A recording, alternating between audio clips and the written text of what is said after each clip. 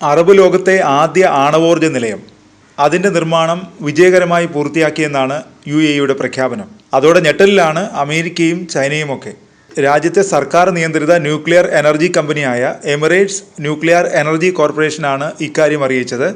4 റിയാക്ടറുകളുള്ള plant രാജ്യത്തിന് ആവശ്യമായി വരുന്ന ആകെ വൈദ്യുതിയുടെ 25% നൽകാൻ ശേഷിയുള്ളതാണ്. ന്യൂസിലൻഡിലെ വാർഷിക വൈദ്യുതി ഉപഭോഗത്തിന് തുല്യമാണിതെന്നും ENEC പ്രസ്താവനയിൽ പറയുന്നു. ക്രൂഡ് ഓയിൽ, സ്റ്റീൽ, അലൂമിനിയം തുടങ്ങിയവയുടെ ഉൽപ്പാദനത്തിനും പ്ലാന്റ് സഹായിക്കും.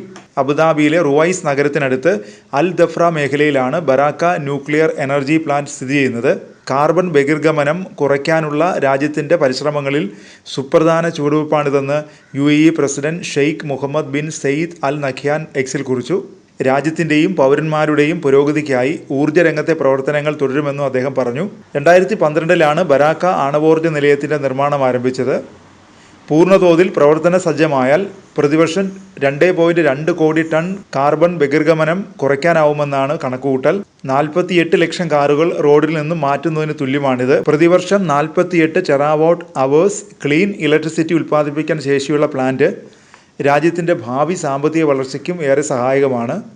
കഴിഞ്ഞ മാർച്ചിലാണ് ആണവ നിലയത്തിൻ്റെ 4ാമത്തെ യൂണിറ്റ് പൂർണ്ണതോതിൽ പ്രവർത്തന സജ്ജമായത്. വാണിജ്യാടിസ്ഥാനത്തിൽ പ്രവർത്തനം തുടങ്ങും മുമ്പ് കുറച്ച് മാസങ്ങളുടെ സമയം വേണമെന്ന് ഉദ്യോഗസ്ഥർ ആവശ്യപ്പെടുകയായിരുന്നു.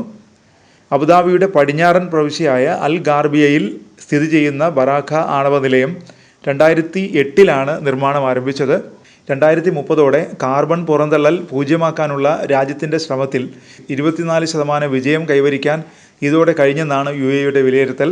എമറാത്തിയുടെ നേട്ടവും അറബ് ലോകത്തിൻ്റെ അഭിമാനവും എന്നായിരുന്നു UAE പ്രസിഡന്റും പ്രധാനമന്ത്രിയും ദുബായ് ഭരണാധികാരിയുമായ Sheikh Muhammad bin Rashid Al മക്തൂമിൻ്റെ പ്രതികരണം.